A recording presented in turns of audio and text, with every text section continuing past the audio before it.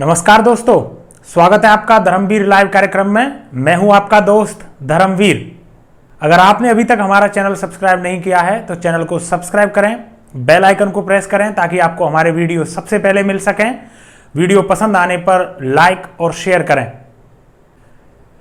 हमने जब पिछला वीडियो बनाया था तो उसमें हमने यह बताया था कि भारत सरकार से ऐसी कौन सी 5 बड़ी गलतियां हो चुकी हैं जिसकी वजह से वैक्सीनेशन ड्राइव उस तरीके से भारत में परफॉर्म नहीं कर पाई जिस तरीके की उम्मीद शुरुआती दिनों में हम लोग लगा रहे थे।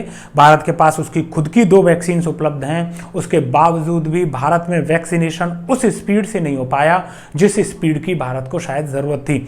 लेकिन देर आयत दुरुस्त आयत, बीती ताही बिसार के आगे की सुधले। उसी तर्ज पर हम ऐसे 6 सुझाव भारत सरकार के लिए लेकर आए हैं जिनको अगर अमली जामा भारत सरकार पहना पाती है तो उसके बाद भारत के लिए कोरोना से लड़ाई लड़ना आसान हो जाएगा। और जो तीसरी वेव जिसकी आशंका सुप्रीम कोर्ट जता रहा है, भारत सरकार के एक्सपर्ट पैनल जता रहे हैं, वो वाली तीसरी वेव से भारत बेहतर तरीके से लड़ पाएगा। आइए वीडियो प्रारंभ करते हैं। सबसे पहला सुझाव, भारत सरकार को पूरे वैक्सीनेशन प्रोग्राम को अपने हाथ में लेना चाहिए। पूरे देश को वैक्सीनेशन करने की बारी हो तो भारत सरकार से बेहतर इस जिम्मेदारी को निभाने वाली कोई भी संस्था इस देश में मौजूद नहीं है। अलग अलग राज्यों की छोटी छोटी सरकारें हैं, उनकी सीमित क्षमताएं हैं, उनकी बार्गेनिंग पावर भी सीमित है और वो ऑर्डर भी लगाएंगी तो अपनी जनता के हिसाब से लगाएंगी। लेकिन भारत सरकार पूरे 138 करोड़ लोगों के हिसाब से ऑर्डर लगा सकती है। उसकी बार्गेन करने की पावर ज़्यादा है। जो वैक्सीन्स भारत में मैन्युफैक्चर हो रही हैं उन कंपनियों को प्रेस करके वाजिब रेट पर भी उन वैक्सीन्स को प्राप्त कर सकती है जो कि राज्य सरकार प्राप्त नहीं कर सकती हैं। तो भारत सरकार को सबसे पहले पूरी वैक्सीनेशन ड्राइव को अपने हाथों में लेना चाहिए और 18 वर्ष से ऊपर की आयु के जितने भी भारतीय हैं उनको वैक्सीन लगानी चाहिए। दूसरा सुझाव, देखिए आने वाले समय में आशंका जताई जा रही है कि भारत में तीसरी वेव आ सकती है और तीसरी वेव में भी निशाना शायद बच्चे बन सकते हैं। इस बारे में भारत सरकार भी जानती है और सुप्रीम कोर्ट ने भी इस बारे में बात की है। हमारा दूसरा बड़ा सुझाव यही है कि भारत सरकार को उन वैक्सीन्स को भारत में लाना चाहिए जिन वैक्सीन्स को यूएस और यूरोप में बच्चों में लगाए जाने की मंजूरी वहां की सरकारें दे चुकी हैं। सुप्रीम कोर्ट ने भारत सरकार को सुझाव दिया है कि बच्चों पर वैक्सीनेशन के लिए कोई प्रक्रिया बनाएं। उसके बाद भारत सरकार ने भी भारत में ट्रायल करने के लिए भारत बायोटेक को बोल दिया है। तो भारत बायोटेक अभी ट्रायल स्टार्ट करेगी। 2nd फेज के ट्रायल होंगे, 3rd फेज के ट्रायल होंगे और उसके बाद वैक्सीन का निर्माण प्रारंभ होगा। तो संभव है कि इस पूरी प्रक्रिया में 3 से लेकर 4 या 5 महीने का समय लग जाए। लेकिन यूएस में फाइजर और मॉडर्ना 2 ऐसी वैक्सीन्स हैं जिन दोनों वैक्सीनों को बच्चों में वैक्सीनेशन करने के लिए अप्रूवल ऑलरेडी मिल चुका है। तो नई वैक्सीन आप टेस्टिंग करते हैं, करते रहिए। जब भी वो टेस्टिंग कंप्लीट हो जाएगी वो बच्चों के लिए काम आ जाएगी। लेकिन आने वाले 1 या 2 महीने के लिए आपका प्रोग्राम बिल्कुल क्लियर होना चाहिए। आपको यह रोड मैप पता होना चाहिए कि किस तरीके से बच्चों को वैक्सीनेशन करना है ताकि वो आने वाली तीसरी लहर से बच सकें, जिसके बारे में सुप्रीम कोर्ट और भारत सरकार खुद आशंका जता चुकी है। तीसरा सुझाव यही है कि भारत सरकार को दुनिया में जितनी भी वैक्सीन्स अवेलेबल हैं उन सारी वैक्सीन्स को भारत में अलाउ करना चाहिए।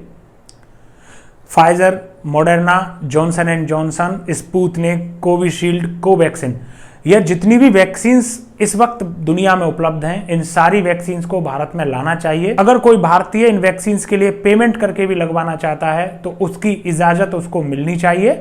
लेकिन अगर भारत सरकार मुफ्त में कोई वैक्सीन देना चाहती है तो भारत सरकार को भी मुफ्त में सभी का वैक्सीनेशन करना चाहिए और इन वैक्सीन्स को लगवाने वाले को यह चॉइस दी जानी चाहिए कि वो कौन सी वैक्सीन लगवाना चाहते हैं। वो कोविशील्ड चाहते हैं, कोवैक्सीन चाहते हैं, फाइजर चाहते हैं, मॉडर्ना चाहते हैं।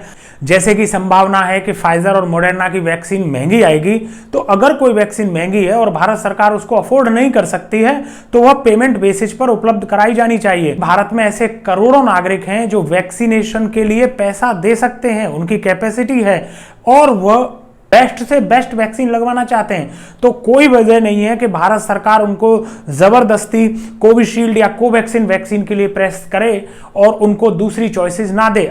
जम्मू कश्मीर से लेके केरल तक हम जानते हैं कि सभी राज्यों ने अपने अपने स्तर पर लॉकडाउन लगा रखे हैं क्योंकि कोविड की सेकेंड वेव यहां पर चल रही है। तो जो पहला लॉकडाउन था उसमें भारत सरकार ने मोरेटोरियम पीरियड दिया था 6 महीने का, जिसमें किसी को भी ईएमआई नहीं देनी थी। लेकिन इस बार दोस्तों अगर आप ध्यान दें तो इस बार का लॉकडाउन पिछले लॉकडाउन से ज्यादा भारी है क्योंकि इस बार भारत सरकार ने मोरेटोरियम ऑफर नहीं किया है। तो जितनी भी बैंक्स हैं, जितनी भी ईएमआईज हैं, उनके लिए लगातार ग्राहकों पर दबाव बनाया जा रहा है। लेकिन आप गौर करिए कि जिसका कारोबार पूरी तरीके से बंद है, होटल्स बंद हैं, रेस्टोरेंट्स बंद हैं, टूरिज्म पूरी तरीके से ठप है, बाजार बंद हैं, आप सोचिए कि वो कहां से ईएमआई देंगे। तो ऐसे हालातों में भारत सरकार को तुरंत मोरेटोरियम पीरियड अगले 3 महीने या 6 महीने के लिए बढ़ाना चाहिए ताकि आम भारतीयों के सिर से ईएमआईज की जो टेंशन है वो खत्म हो सके। चूंकि बैंक्स भारत सरकार के अंडर में आती हैं तो लोग भारत सरकार पर यह दबाव बनाते हैं कि वो मोरेटोरियम पीरियड फिर से दे। तो शायद भारत सरकार ने इस बार लॉकडाउन की जिम्मेदारी राज्यों के सिर दे दी और खुद ने यह जिम्मेदारी नहीं ली है। लेकिन चाहे लॉकडाउन भारत सरकार लगाए चाहे लॉकडाउन राज्य सरकार लगाए, आम जनता के लिए इसमें कोई फर्क नहीं है। उसके लिए काम धंधे उसी तरीके से चौपट हुए हैं जिस तरीके से पिछले वर्ष हुए थे। लेकिन पिछले वर्ष मोरेटोरियम पीरियड था, ईएमआईज के लिए फोन नहीं आ रहे थे। लेकिन इस बार काम धंधे जीरो हैं, बाजार बंद हैं, बिजनेस ठप है, लेकिन बैंक्स के ईएमआईज वाले फोन कॉन्टिन्यूअसली आ रहे हैं। 5वां सुझाव, भारत सरकार को एक ऐसे एप्लीकेशन का निर्माण करना चाहिए जिसमें सारे hospitals, oxygen plants, ambulance, doctors, चिकित्साकर्मी, जो मेडिकल के स्टूडेंट्स हैं, उन सभी का डेटा सेव हो और वह real time bed, ICU, ventilators आदि की जानकारी जनता को दे सकें। सेकेंड वेव बिल्कुल घातक थी, सेकेंड वेव में कोरोना घातक था, लेकिन उससे भी ज्यादा घातक रहा अफरा तफरी का माहौल। लोगों को ऑक्सीजन नहीं मिली, बेड नहीं थे, आईसीयू नहीं थे और चूंकि लोगों को यह भरोसा नहीं था कि उनको जब जरूरत होगी तो ये चीजें मिल पाएंगी, इसलिए लोगों ने आनन फानन में इन चीजों का स्टॉक कर लिया और यह वो कोड़ में खाज वाली बात हुई कि आगे चलकर इनकी कमी होने लग गई और उसके बाद पूरी व्यवस्था ही चरमरा गई। तो भारत सरकार को एक ऐसे एप्लीकेशन पर काम करना चाहिए जिस एप्लीकेशन पर ओला काम करती है या उबर काम करती है या बुक माई शो हम देखते हैं कि अगर सिनेमा हॉल में ये सीट खाली है तो वह मिल जाती है। और ऐसा नहीं है कि भारत सरकार ये काम कर नहीं सकती, भारत सरकार के पास बहुत बड़ी संस्था है आईआरसीटीसी, और आईआरसीटीसी का अगर आप ट्रैक रिकॉर्ड देखेंगे तो यह दुनिया की सबसे अच्छी संस्थाओं में से एक है। यह रियल टाइम मैनेजमेंट करती है ट्रेन्स का और रियल टाइम इंफॉर्मेशन देती है कि कोई ट्रेन कहां पर है, किस स्टेशन पर है, उसने कौन सी क्रॉसिंग पार कर ली है। यही नहीं, चलती हुई ट्रेन में वो यह तक बताती है कि कौन सी बोगी में कौन से नंबर की सीट खाली हो चुकी है, जिसको कि वो फिर से किसी भी कस्टमर के लिए अलॉट कर देती है। तो अगर भारत सरकार आईआरसीटीसी जैसा बड़ा ब्रांड लेकर बैठी है, इस बात की कोई संभावना नहीं होनी चाहिए कि किसी भी आपदा के समय में भारत में रहने वाले लोगों को इस तरीके से अफरा तफरी का सामना करना पड़े। भारत सरकार आईआरसीटीसी को ही इस काम पर लगा सकती है कि वह इस तरीके के एप्लीकेशन का निर्माण करे जिसमें कि real time data, hospitals, ICU, ventilators, ambulance, कौन सी एम्बुलेंस कहां है, इस तरीके की सारी जानकारियां रियल टाइम अपडेट होती रहें ताकि जनता में अफरा तफरी का माहौल ना बने। तो 6वां सजेशन भारत सरकार के लिए हमारा था, उस सजेशन का एक partial phase already supreme court ने लागू कर दिया है। उन्होंने डॉक्टर्स की एक टीम बनाई है जो कि भारत में ऑक्सीजन से रिलेटेड मामलों को देखेगी।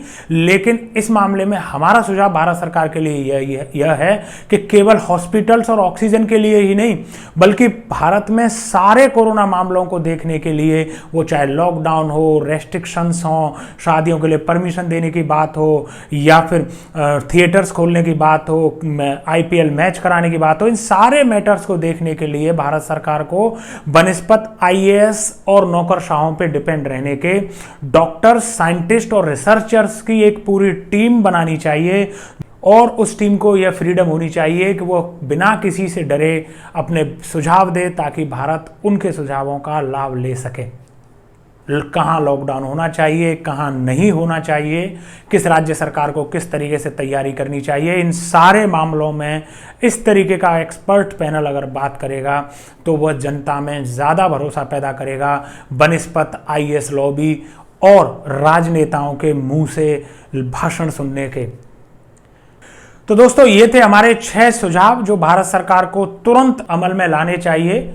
अगर भारत सरकार इन सुझावों को अमल में लाती है तो शर्तिया तौर पर भारत आने वाली तीसरी वेव से खुद को इसी तरीके से बचा ले जाएगा जिस तरीके से कई और देशों ने खुद को दूसरी और तीसरी वेव में सुरक्षित रखा है। आपको हमारे यह सुझाव कैसे लगे आप कमेंट बॉक्स में लिखकर बता सकते हैं। अगर आपने अभी तक हमारा चैनल सब्सक्राइब नहीं किया है तो आप हमारे चैनल को सब्सक्राइब करें, नोटिफिकेशन बेल को प्रेस करें ताकि आपको हमारे वीडियो सबसे पहले मिल सकें। वीडियो पसंद आने पर लाइक और अपने दोस्तों के साथ शेयर करें। मैं मिलता हूं आपको अगले वीडियो में, तब तक के लिए मुझे दीजिए इजाजत। नमस्ते, जय हिंद, जय भारत।